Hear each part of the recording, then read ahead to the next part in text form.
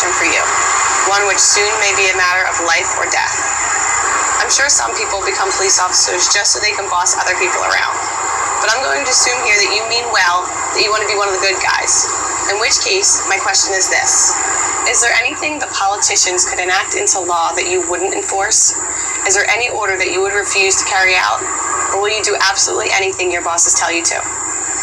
In the U.S., police have already obeyed orders to fine or arrest people for a wide variety of harmless activities, such as dancing at the Jefferson Memorial or having a vegetable garden in their front yard.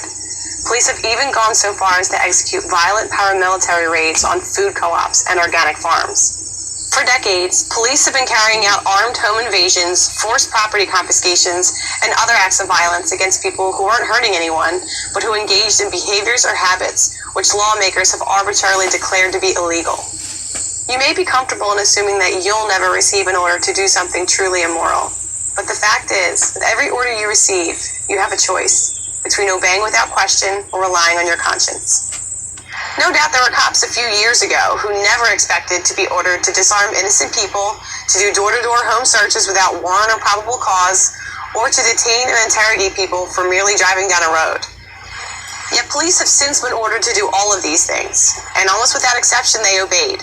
So it's not unreasonable to ask, is there any point at which you will draw a line and say, no, that I will not do? And if you won't draw such a line anywhere, if you will do absolutely anything your political masters tell you to, how are you any different from the enforcers of Soviet Russia, Red China, or Nazi Germany? You may be tempted to say, I don't make the law, I just enforce it. Or to argue that if some legislature, court, or some authority above you says it's okay, then it must be. But keep in mind that this is exactly what the thugs of every tyrannical regime in history said to justify their actions. And how do we remember those people now?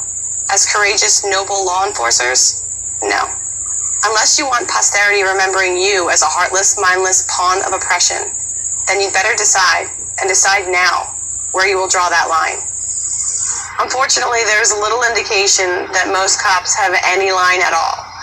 The incidents of police officers refusing to inflict injustice upon the people are extremely rare. Even when cops say they personally oppose certain laws, such as marijuana prohibition, nearly all of them continue to violently enforce these laws against non-violent people. In other words, they recognize these laws as counterproductive and unjust, but they choose to enforce them anyway. For the most part, American cops seem completely incapable of disobeying immoral orders, and instead do what the enforcers of every other authoritarian empire have done, inflicting harm on innocent people whenever and however those in power tell them to, while accepting no personal responsibility for their actions. I hope you are better than that. Keep in mind there are a lot of decent Americans who do have the integrity and courage to draw a line in the sand, a point at which they will disobey and resist violations of their rights by those in power. It may be that they refuse to be disarmed. It may be that they refuse to cooperate with warrantless searches, or refuse to keep funding a government they view as destructive and unjust. Whether you agree with them doesn't particularly matter. What does matter is whether in the end you are willing, if and when you are ordered to do so, to violently assault the dissenters for their disobedience. When they draw their line in the sand and stand their ground, and your supervisors tell you to use whatever level of violence necessary to get submission and compliance from the resistors, will you obey? If it came down to it, would you kill American citizens for disobeying politicians?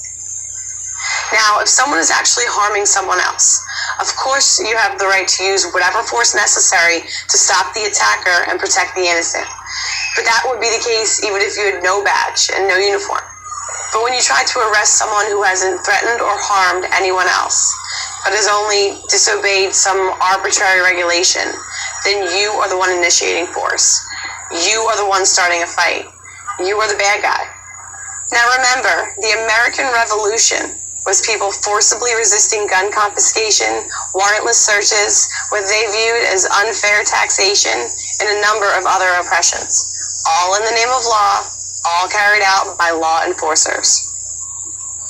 If you had lived back then, would you have been among the rebel colonists, the ones who refused to be disarmed, refused to pay taxes, and resisted warrantless detainment and searches?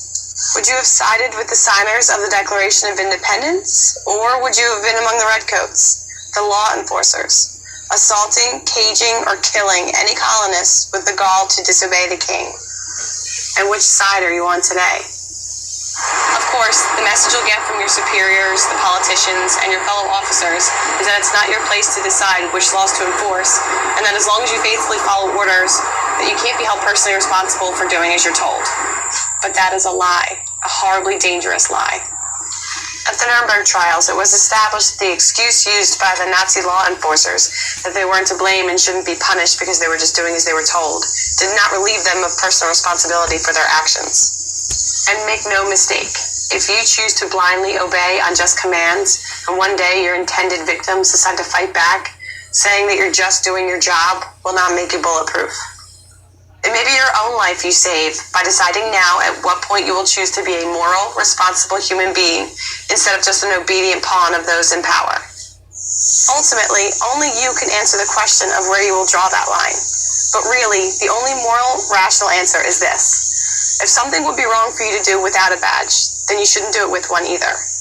The idea that uniforms and legislation can give you special rights is both false and horribly dangerous. Nearly every large-scale injustice in history was committed by people who wrongly imagined that their position of authority made it okay for them to do things that other people have no right to do. Like everyone else, you have the right to use force to stop attackers and protect the innocent, and when you do that, you are the hero. But you have no right to be the attacker, even if it's your job, and even if the aggression is called law. Always, in every situation, you and you alone are responsible for what you do. Wearing a badge and a uniform and doing whatever you're told does not make you brave and noble or deserving of any respect. Just following orders is a coward's excuse. If your job requires you to assault or cage people who haven't threatened or harmed anyone, then quit. Being an actual protector, doing the right thing no matter what anyone else says, even if it means disobeying orders and breaking the law, that takes courage and integrity. That makes you a hero. So, do you have enough of a spine to draw that line? Decide now, before your failure to think for yourself results in damage that cannot be undone. Amen, Josie. Amen.